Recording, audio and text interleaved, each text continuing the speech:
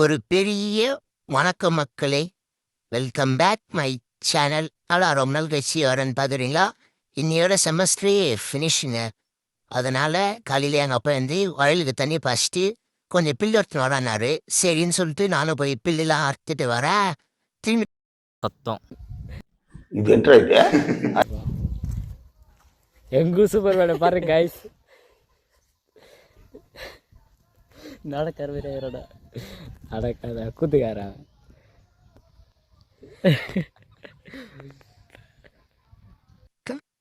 அப்புறம் ஈவினிங்காக போல் நானும் கொஞ்சம் கிரவுண்டுக்கு வந்துட்டோம். இன்னைக்கு full and full bowling practice மட்டும் தான் சொல்லிட்டாரு.